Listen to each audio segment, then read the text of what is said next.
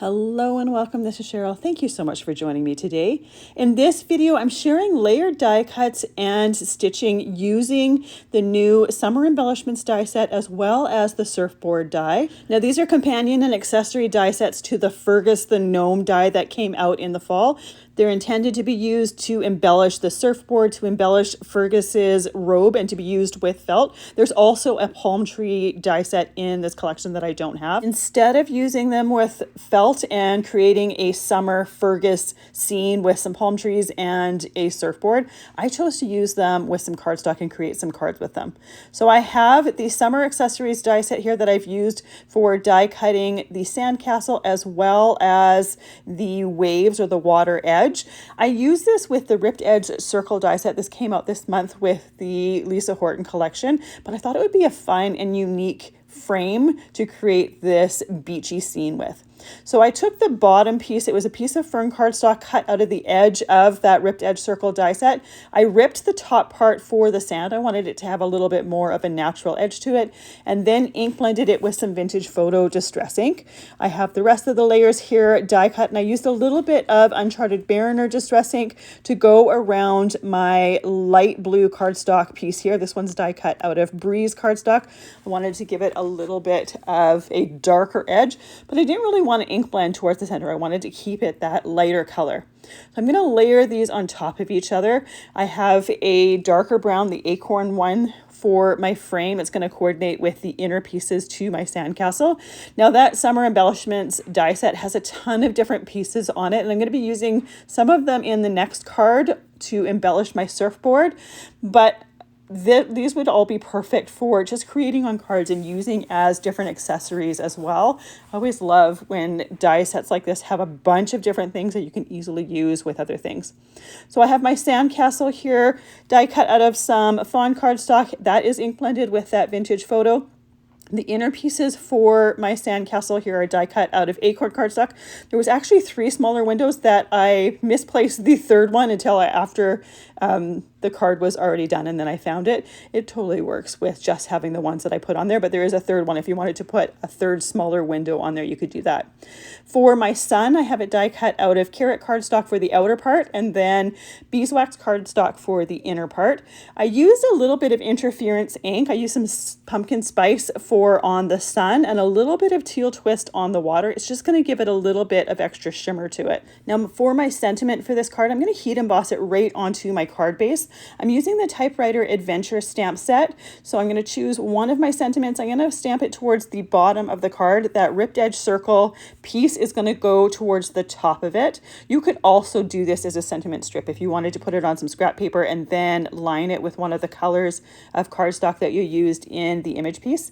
But for this, I thought it'd be nice to just heat emboss it on the bottom of the card. And I thought it'd be nice to heat emboss it with some color. So I'm using some Uncharted Mariner Distress Glaze. This is going to coordinate with the blue of the water, and it's going to go perfectly for these summer cards. I stamped that a couple times with some Versamark ink and then poured that Distress Glaze on there, tapping the excess off before using my embossing tool to melt that powder. So once we have that done, I can add that ripped edge circle element right to the front of the card. I'm using Barely Art glue for all of my gluing here. It is a liquid glue. I have it in a fine line bottle, so it works for those teeny tiny die cuts, but it also works for assembling my card. Now to give it a little bit of extra shimmer for the summer, I'm going to be putting some stickles on the center part of the sun as well as the top part of the waves. Now this is an iridescent stickle, so there's no color to it, but it's just going to add that little bit of extra sparkle, a little bit of extra texture. It's going to let the cardstock underneath shine through as well. Now for my surfboard, it has stitching holes in it, so I'm going to add that stitching detail. I have the base of my surfboard die cut out of Breeze cardstock. The wave is die cut out of Oceanside. And then I have a little strip die cut out of fawn cardstock for my sand. I'm going to rip the edge for that sand because, again, I want it to have a little bit of a natural look to it, a natural edge to it. I'm ink blending with that vintage photo, and then I use that Uncharted Mariner around that Breeze cardstock base. Before I put these pieces together, I'm going to do the top stitched edge on my wave. I'm using some DMC number 930 floss. I have 2 strands of that floss in my needle here. And whenever I'm doing stitching, I pull that thread through. I use a little piece of Best Ever Craft tape in order to tape that floss in place, so that way it's not going to pull out on me. It's nice and secure. Then I do my stitching. Now for this, I am going up one hole, down the next, up the next, and then down the one before, so that I'm filling in all of the areas of the stitching while I'm doing it, so I don't have to go back and fill any holes. Once I've done that edge, I'm going to use that Barely Art glue, and I'm going to glue the layers of that surfboard together so that I can do all of the stitching around the outer edge of the surfboard all at once. So we can do all the stitching on the layers all at once. So when I'm gluing these down, I'm making sure to match up those holes so they line up nicely. And then I'm going to do exactly the same with that stitching. So I'm going up one hole, down the other, up the next, and then back down the one previous, so that we're filling in all of the areas as we're going. Another option would be to do a running stitch, go up one, down the next one, up the next one, down the next one. So then you're going to kind of have a dash stitching to it, and then you can go around a second time in order to fill in all of those places. So I did some of that stitching off screen because it's really, really repetitive. I'm right to the end of the stitching here. Now I just love stitching because it just adds an interesting detail to die cuts, and it's just a fun way to incorporate it and add extra texture to your cards. So obviously if you were using this with felt, that stitching would be used to hold the 2 layers of felt together before you go and you add a little bit of stuffing to it in order to give it a little bit of dimension. For this, it's just adding a little bit of a detail around the outside of that surfboard. For my sun here, I'm going to be using that pumpkin spice interference ink around the outside of the orange as well as the yellow. Then I'm going to glue those 2 layers together and then use some Summer Garden interference ink on the 2 layers for the palm tree. Now I think the palm tree is intended to have just 1 layer. I die cut it twice, so I did one out of fern cardstock and one out of rainforest cardstock. I'm going to use the darker one behind the lighter one. This is just going to give more dimension and more layers to that palm tree, make it look a little bit more interesting.